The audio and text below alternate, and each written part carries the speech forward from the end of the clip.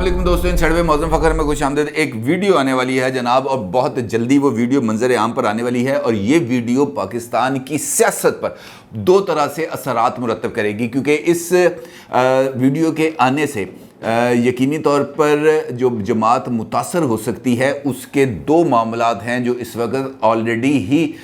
ख़तरे के अंदर जा रहे हैं। एक मामला पर इलेक्शन कमीशन ऑफ पाकिस्तान ने फ़ैसला महफूज कर लिया है, और दूसरे मामले पर इलेक्शन कमीशन ऑफ पाकिस्तान की तरफ से एक रिपोर्ट को जारी भी कर दिया गया है, जिसके अंदर मुबैना तौर पर उस वक्त की हुक्मरान जमात की तरफ से इंतखाबी अमल के अंदर रखना अंदाजी करने, इलेक्शन के अमल के अंदर मैनिपुलेशन करने, इंतखाबी अमले को ख़रीदने, नोटों के ढेर लगाने, नोटों को तकसीम करना,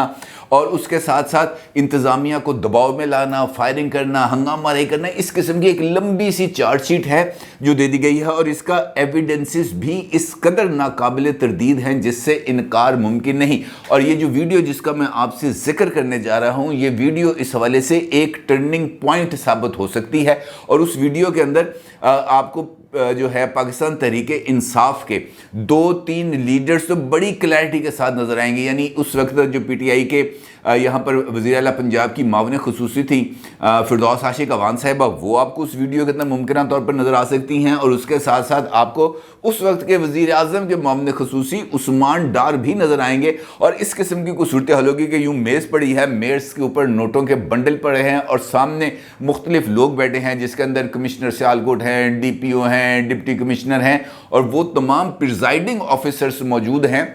जो डस्का की धुंध के अंदर लापता हो गए थे। और उसके बाद वो अगले दिन जाके कहीं बरामद हुए थे, और जब वो बरामद हुए तो उनके वोट और वो जो फॉर्म 35 उन्होंने तैयार किया था उसके अंदर ही बहुत ज़्यादा घपले मौजूद थे। और इस बात का भी इंकशाफ हुआ है कि उन प्रिजाइडिंग ऑफिसर्स को 3-3 लाख रुपए नकद दिए गए थे, और ये उसी मीटिंग के अंदर दिए गए थे जहाँ पर फिरदौस आशिक अवान साहिबा और उस्मान डार साहब बनफ्से नफीस मौजूद थे। और उनके साथ साथ मौजूद थे जनाब उमर डार, जो उस्मान डार साहब के भाई हैं, अली सोनी साहब मौजूद थे, deputy commissioner, assistant commissioner, police के आला अफसरान, डिप्टी वो जो हैं DPO डिस्ट्रिक्ट पुलिस ऑफिसर्स वो भी मौजूद थे, असिस्टेंट कमिश्नर डस्का आसिफ हुसैन ने प्रिजाइडिंग ऑफिसर्स पर इन सब लोगों के सामने दबाव भी डाला। और पोलिंग से 3 दिन पहले जो इन तमाम अफसरान को, इन तमाम इंतखाबी अमले को जमा किया गया, जमा करके वहाँ पर इनकी मुलाकात कराई गई। मुलाकात के अंदर हुकूमत को तकसीम किया गया, और उसके बाद फिर इलेक्शन की रात इन अफसरान को, प्रिजाइडिंग ऑफिसरान, ये कहीं अगवा नहीं हुए थे, ये धुंध के अंदर लापता नहीं हुए थे, बल्कि सोचे समझे मंसूबे के तहत ये एक फैक्ट्री के अंदर लेके जाए गए थे। और वहाँ पर फैक्ट्री में जाकर इन तमाम लोगों ने जो पैसे पकड़े हुए थे वो पैसे हलाल करने की कोशिश की, और लोगों की राय को यकसर मुस्तरद करने की कोशिश की, और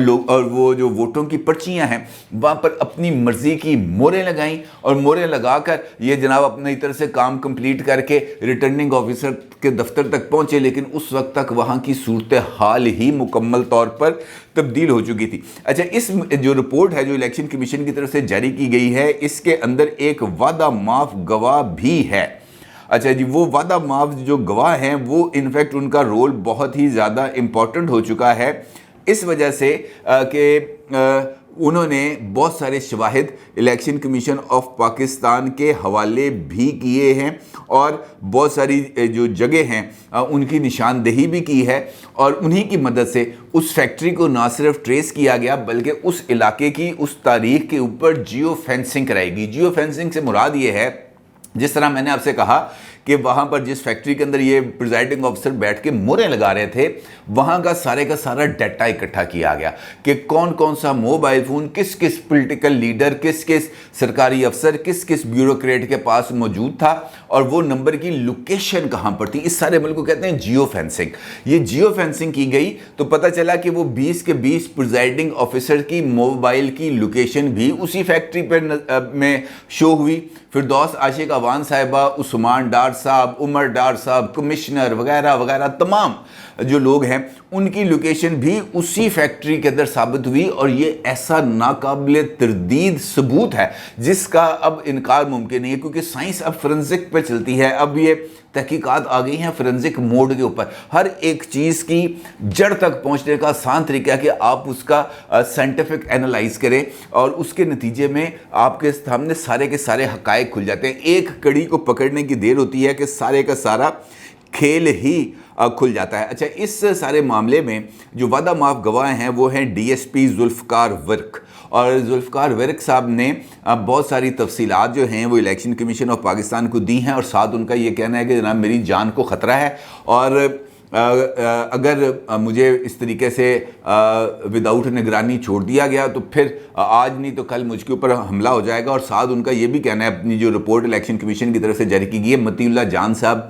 ने ये रिपोर्ट के कुछ मंदरजात अपने वीलॉग्स के अंदर भी शेयर किए हैं। और ये जो वर्क साहब हैं, जुल्फ़कार वर्क साहब, इन्होंने इलेक्शन कमीशन को यकीन दहानी कराई है कि जनाब आप मुझे जिस मर्ज़ी फोरम पर ले जाएं, मैं वहाँ पर जाकर जिस किस्म जो आपके सामने मैं बात कर रहा हूँ, ये बात मैं वहीं पर जाकर करने के लिए तैयार हूँ। अच्छा, इसी रिपोर्ट के अंदर ये बताया गया कि जिस वक्त रौला पड़ गया टीवी के ऊपर, मीडिया के ऊपर, मुस्लिम लीग नून के तमाम लोग डस्का इलेक्शन के टाइम पर मौजूद थे और वहाँ पर इस बात का ये पता चल रहा था, सब लोग रिटर्निंग अफसर के पार मौजूद थे कि जनाब 20 प्रिजाइडिंग अफसर कहाँ गए, 20 प्रिजाइडिंग अफसर कहाँ गए। तो ख़ुद इलेक्शन कमीशन का जो अमला है और वहाँ पर जो मौजूद रिटर्निंग अफसर हैं, जो सूबाई इलेक्शन कमिश्नर हैं, उनकी तरफ से भी बयानात इस रिपोर्ट के अंदर शामिल हैं, जिसके अंदर ये कहा गया कि हम मुसलसल फ़ोन करते रहे डिप्टी कमिश्नर सियालकोट को और उसके बाद उन्होंने हमारा फ़ोन नहीं उठाया, जिसके बाद हमने चीफ इलेक्शन कमिश्नर जनाब सिकंदर सुल्तान राजा साहब को बताया कि पायनो साडा फ़ोन नहीं चुक रहा। जिसके बाद फिर ख़ुद जो है चीफ इलेक्शन कमिश्नर, उन्होंने मुतलका जो है डिप्टी कमिश्नर उनको फ़ोन किया, उसके बाद उन्होंने चीफ सेक्रेटरी को फ़ोन किया, पता लगा चीफ सेक्रेटरी पंजाब साहब सोए हुए थे, फिर कमिश्नर साहब को फ़ोन किया। उन्होंने भरपूर तरीके से कोशिश की कि ये जो इस वक्त मामला हो रहे हैं ये किसी न किसी जगह से कंट्रोल में आ जाएं, लेकिन वो कंट्रोल में नहीं आए। अलबत्ता उसके बाद फिर ये जो इलेक्शन है, इलेक्शन कमीशन ने इसको काला दम करार दे दिया था। फिर वहाँ पर दोबारा इलेक्शन हुए और उन दोबारा इलेक्शंस के नतीजे में नौशीन इफ्तिखार साहबा जो मुस्लिम लीग नून की टिकट पर इलेक्शन लड़ी थी वो जीत गई, और अली असजद मल्ली साहब जो पाकिस्तान तहरीक इंसाफ की टिकट पर इलेक्शन लड़े थे वो हार गए। अच्छा, इस सूरत हाल पर जब ये रिपोर्ट सामने आती है तो फिर उस्मान डार साहब से बात होती है। उस्मान डार साहब एक टीवी चैनल पर आते हैं, समा टीवी पर, नदीम मलिक साहब के प्रोग्राम में। उनसे पूछा जाता है कि जनाब ये 20 प्रिजाइडिंग अफसर को आपने पैसे क्यों दिए, पैसे क्यों दिए, बताएं ना, कोई तरीकाकार बताएं। आगे से उनका जवाब था, वो मिसाल नहीं है, वो सवाल गंदम जवाब चना, बिल्कुल इसी किस्म की उन्होंने भी हरकत की। उन्होंने कहा जनाब ये 20 प्रिजाइडिंग अफसर को तो छोड़ें, असूली तौर पर इलेक्शन कमीशन को ये चाहिए था कि वो इन 20 जो पोलिंग स्टेशंस हैं, इन पोलिंग स्टेशंस के नतायज को कालादम करा के वहाँ पर रीपोलिंग करा देते और बाकी इलेक्शन को कंटिन्यू कर देते, क्योंकि धांधली की शिकायत तो इन्हीं 20 पोलिंग स्टेशंस पर मिली थी। ये क्या बात हुई कि आपने पूरे का पूरा इलेक्शन ही फारग करा दिया। मैं वही इस बात को से ना तस्दीक करें ना इनकार करें कि मैं उधर मौजूद था, पैसे दिए नहीं दिए कोई बात नहीं। वो ये कहते हैं कि इलेक्शन कमीशन ने ये जो इलेक्शन को फारग कराया था ये मामला ही बिल्कुल उलट है, ये मामला ही बिल्कुल गलत है। उन्होंने तो बिल्कुल ही अब मामला को ख़राब कर दिया। अब अगर देखा जाए तो डस्का इलेक्शन के टाइम पर सुबह से लेकर शाम तक ना सिर्फ फायरिंग होती रही, पोलिंग के अमल को जानबूझकर शहरी इलाकों में सुस्त रखा गया और देही इलाकों के अंदर धड़ाधड़ वोट डले गए। अब वहाँ से इन्फॉर्मेशन आना बड़ा मुश्किल सा काम होता है, वहाँ पे धड़ेबंदियाँ, चुदराहटें, बड़े अजीबोगरीब से मामला होते हैं, लेकिन जो शहरी इलाके हैं वहाँ से आप कोई चीज़ छुपा नहीं सकते। और यही मामला है इस वक्त। मिसाल देता हूँ आपको कि इलेक्शन कमीशन इस वक्त भी जो पंजाब है उसके जो 20 हलके हैं वहाँ पर ज़िमनी इंतखाबात कराने जा रहा है। 17 जुलाई को उसके लिए वोटिंग होगी। इतवार वाले दिन, पिछले इतवार को इमरान साहब ने आना था लाहौर, वो नहीं आ सके। उन्होंने अचानक वो अपना दौरा ख़त्म कर दिया। उन्होंने कहा जी लाहौर का मौसम बड़ा ख़राब है, मैं नहीं आऊँगा। फिर पता चला जुमेरात को आएंगे, फिर वो जुमेरात को भी नहीं आए। अब ये पता चला कि वो इतवार को आएंगे। अब देखना यह है कि वो इतवार को भी आते हैं या नहीं आते। लेकिन जो یہ جو 20 انتخابی حلقے ہیں یہ اس وقت امپورٹنس کے حامل ہیں، اور پی ٹی آئی کی طرف سے شاہ محمود قریشی صاحب نے خود اس بات کا اظہار کیا ہے کہ کچھ اس قسم کی پلاننگ بن رہی ہے کہ جو پی ٹی آئی ہے یہ 7-8 حلقوں میں سے جیتے گی، اور مسلم لیگ نون 11-12 حلقوں میں سے 12-13 حلقوں میں سے وہ الیکشن جیت جائیں گے، لہٰذا یہ الیکشنز کو مینوپولیٹ کیا جا رہا ہے۔ پھر بہت ساری ویڈیوز آئیں، پھر لاہور کے ایک حساس ادارے کے افسر کے بارے میں آئی خبر کہ جناب وہ یہ جو الیکشن ہے اس کے اندر مداخلت کر رہے ہیں اور الیکشنز کے ریزلٹس کو مینوپولیٹ کرنے کی کوشش کری ہے، پولیٹیکل انجینئرنگ کی جا رہی ہے۔ پھر عمران خان صاحب نے اپنی تقریر کے اندر بریگیڈیئر ریٹائرڈ مظفر رانجھا صاحب کا ذکر کیا، 2013 کے الیکشن کا ذکر کیا، وہ بھی آگے ٹی وی پر انہوں نے کہا جی عمران خان بالکل جھوٹ بولتا ہے، اگر ان کے پاس کسی قسم کو کوئی ثبوت ہے تو وہ آئیں لے کے آئیں۔ اب جہاں تک یہ 20 حلقوں کی بات ہے، بڑی دلچسپ بات یہ ہے کہ ان 20 حلقوں میں سے 12 صوبائی حلقے وہ تھے جہاں پر پاکستان تحریک انصاف کو 2018 کے الیکشن میں پی ٹی آئی کو بھی اور نون لیگ کو دونوں کو شکست ہوئی تھی، یہاں سے دونوں ہی الیکشن ہار گئے تھے اور ان حلقوں سے آزاد امیدوار جیت گئے۔ مثال کے طور پر سلمان نعیم صاحب جنہوں نے ملتان سے خود شاہ محمود قریشی صاحب کو ہرایا تھا، آزادی الیکشن لڑ رہے تھے نا، وہ پی ٹی آئی کے ٹکٹ پہ تو الیکشن نہیں لڑ رہے تھے، پی ٹی آئی کے ٹکٹ پہ تو شاہ محمود قریشی صاحب الیکشن لڑ رہے تھے، اور اب ان کے صاحبزادے زین قریشی صاحب وہاں سے الیکشن لڑ رہے ہیں۔ اسی طریقے سے سعید اکبر نوانی صاحب ہیں،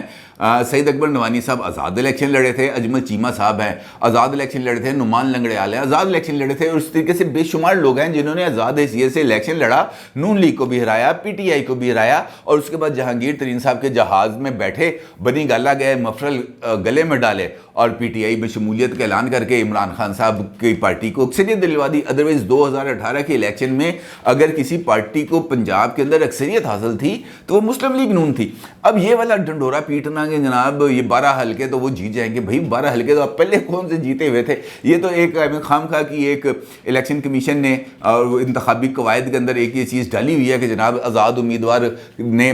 30 دن کے اندر اندر کسی نہ کسی پارٹی کے اندر شمولیت اختیار کرنی ہے تو وہ لوگ شامل ہو جاتے ہیں، ادروائز اس کے اندر کوئی بات نہیں ہے۔ اچھا، اسی حوالے سے یہ جو حلقہ ہے جو جہاں پر وہ جو ہے زین قریشی صاحب شاہ محمود قریشی صاحب کے صاحبزادے الیکشن لڑ رہے ہیں، وہاں پر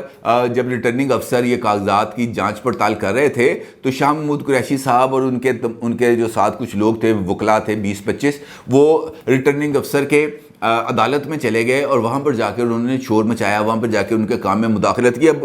وہ والے ریٹرننگ افسر نے بھی جو رپورٹ ہے وہ بھیجی الیکشن کمیشن پنجاب کو، اور پنجاب کے الیکشن کمیشن نے اس والے سے تفصیلی رپورٹ الیکشن کمیشن میں جمع کرا دی ہے، جس میں کہا گیا ہے کہ جناب شاہ محمود قریشی اور ان کے 20 وکلا نے ریٹرننگ افسر پر دباؤ ڈالنے کی کوشش کی۔ یعنی اب ایک ملک کا سابق 2 مرتبہ وزیر خارجہ رہنے والا شخص جو ہے اس کے اوپر اگر اس قسم کا الزام آ جائے گا کہ انہوں نے الیکشن پر انتخابی عملے پر دباؤ ڈالنے کی کوشش کی ہے، تو پھر آپ خود اس سے اندازہ لگا سکتے ہیں کہ کہاں تک پہنچے گا معاملہ اور اس کا کیا نتیجہ نکلے گا۔ ابھی یہ جو لاہور کے اندر الیکشن ہو رہا ہے پی پی 167 کا، جہاں پر ابھی تھوڑے دن پہلے جھگڑا بھی ہوا تھا، وہ نذیر چوہان صاحب فائرنگ والا واقعہ ہوا تھا جہاں پہ جو وہاں ان کے جو مد مقابل ہیں شبیر گجر صاحب شاید، تو وہاں پہ کافی لوگ زخمی ہوئے تھے، فائرنگ شیئرنگ ہوئی تھی اللہ چوک پر۔ اب اس کے اوپر بھی الیکشن کمیشن کا فیصلہ آ گیا، انہوں نے کہا جناب جب تک اس معاملے کی مکمل طور پر تحقیقات نہیں ہوگی، ذمہ داروں کا تعین نہیں ہوگا، وہاں سے موجود وہاں پر جو سیف سٹی کے کیمراز لگے ہوئے ہیں اور ارد گرد جہاں پر بھی سی سی ٹی وی فوٹیج موجود ہے اس کا لے کے اس کا فرانزک نہیں کرایا جائے گا اور مکمل طور پر تحقیقات نہیں ہوں گی، اس وقت تک ہم اس حلقے کے نتائج کا اعلان ہی نہیں کریں گے۔ یعنی الیکشن کمیشن کے اوپر جو اعتراض لگا رہی ہے پی ٹی آئی، وہ بنیادی طور پر صرف اور صرف اس وجہ سے ہے کہ ان کو نظر آ رہا ہے کہ ہم نے یہ والے الیکشنز ہار جانا ہے۔ اس کی مثال میں نے آپ کو دی کہ جناب 20 میں سے 12 حلقے تو وہ 2018 کے الیکشن میں دونوں جماعتیں نون لیگ بھی پیپلز اور پاکستان تحریک انصاف دونوں ہار چکی تھی۔ اب اگر اس بات پر وبیلا میں جانا کہ جناب الیکشن کمیشن جو اپنا کام صحیح نہیں کر رہا ہے، بالکل غلط بات ہے۔ اب اسی طریقے سے جو ڈسکا الیکشن جس طرح میں نے آپ سے گفتگو کا آغاز کیا، وہ بھی ایک ایسے ایویڈنسز ہیں جن کو نظر انداز نہیں کیا جا سکتا۔ ڈسکا الیکشن کے اندر فائرنگ ہوئی، بندہ اس بات سے انکار کر سکتا ہے۔ خود عثمان ڈار صاحب نے اس بات کا ذکر کیا، مجھے یاد ہے پولنگ والے دن پہ دنیا چینل پہ بیٹھ کے شاید، اور بلکہ جیو پہ، انہوں نے کہا جناب میں 3 گھنٹے تک خود پولنگ اسٹیشن کے اندر بیٹھا رہا ہوں، آپ اپنے نمائندے سے بلا کے پوچھیں تو وہ اس وقت ان سے پوچھا گیا کہ جناب وہاں پر ووٹ کتنے ڈلے، انہوں نے کہا جی باہر فائرنگ ہو رہی تھی، ووٹ نہیں ڈلے، تو انہوں نے کہا بھائی آپ اندر کیا کر رہے تھے؟ اس قسم کی چیزیں تو ہوئی ہیں نا، فائرنگ بھی ہوئی، وہاں پر گو سلو کی پالیسی بھی ہوئی، وہاں پر ہنگامہ آرائی بھی ہوئی، لڑائی جھگڑے بھی ہوئے، پھر پولنگ عملہ لاپتہ ہو گیا۔ تو اس کا مطلب یہ ہے کہ اس الیکشن کو مکمل طور پر پی ٹی آئی نے جیتنے کی کوشش کی یا وہاں پر ریگنگ کرنے کی بھرپور طریقے سے کوشش کی، جو الیکشن کمیشن کی رپورٹ پہ واضح ہے۔ اور اب پنجاب میں ہونے والے ضمنی انتخابات کے لیے بھی ویسی ہی پلاننگ کی جا رہی ہے، لہٰذا جو الزامات ہیں وہ لگانا آسان کام ہے۔ اور اگر ہم یہ سمجھیں